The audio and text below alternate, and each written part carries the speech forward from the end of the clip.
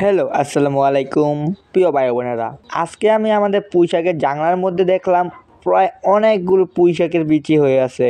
আর এই পুঁইশাকের বিচি কিন্তু রান্না করে খাওয়া হয়।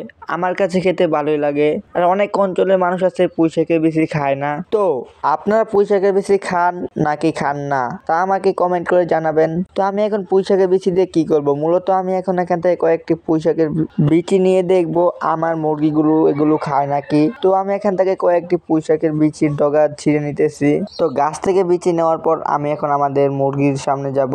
মুরগির সামনে গিয়ে খাওয়াবো, দেখবো খায় নাকি। তো মুরগির সামনে আমি এসে পড়েছি। এখানে আমার দেশি মুরগি এবং কক মুরগি রয়েছে, সাদা কক মুরগি। তো এদেরকে আমি এগুলো খাওয়াবো। তো খাওয়ানোর জন্য সর্বপ্রথম আমি ডগা থেকে বিচিগুলোকে আলাদা করে নিতেছি। তো আলাদা করার পর আমি আমার পুঁইশাকের বিচিগুলো আমার দেশি মুরগিকে দিলাম। দেখতে পাচ্ছেন আমার হাত থেকে কি সুন্দরভাবে বিচিগুলো নিয়ে মুরগি খাইতেছে। তো এগুলো খাওয়ানোর পর আমি আমার সাদা কক মুরগিগুলোকে দেখবো এই বিচি খায় নাকি। তো আমার সাদা কক মুরগিদেরকেও দিলাম। দেখতেই পাচ্ছেন আমার সাদা কক মুরগিরাও কিন্তু এই বিচিটা খাচ্ছে। তো এই বিচি কিন্তু আপনারা কবুতরকে খাওয়াতে পারেন, কবুতরের প্রিয় একটি খাবার। তো এগুলো শুকিয়ে আপনারা রেখে দিয়ে সারা বছর মুরগি বা কবুতরকে খাওয়াতে পারেন।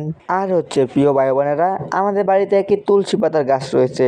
এই তুলসী পাতা আমি আমার মুরগিদেরকে মাঝে মাঝে খাইয়ে থাকি। তো আমার মুরগিগুলো কিন্তু অনেক ভালো, তুলসী পাতা দিলে সুন্দরভাবে খায়। দেখতেই পাচ্ছেন তুলসী পাতাগুলো কিভাবে খাচ্ছে। তো তুলসী পাতা কিন্তু আস্তে আস্তে তুলসী পাতা দিলে খায় না আমার মুরগিগুলো, তা পিষে দিতে হয়। আমি তাই হাত দিয়ে পিষে এই তুলসী পাতাগুলো খাওয়ার জন্য আমার মুরগিদেরকে দিচ্ছি। দেখতেই পাচ্ছেন তুলসী পাতাও কিন্তু কি সুন্দরভাবে খাচ্ছে।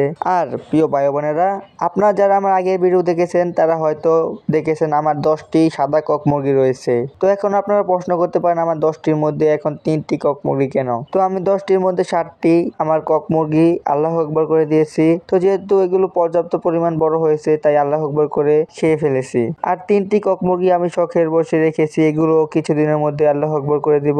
তো প্রিয় ভাই বোনেরা, আপনি যদি আমার এই চ্যানেলের মধ্যে নতুন হয়ে থাকেন অবশ্যই চ্যানেলটিকে সাবস্ক্রাইব করবেন এবং পাশে থাকা বেল আইকনটি প্রেস করে দিবেন যাতে আমার চ্যানেলের সকল নতুন ভিডিও আপনি সবার আগে দেখতে পারেন। তো আজকের জন্য বিদায়, আসসালামু আলাইকুম।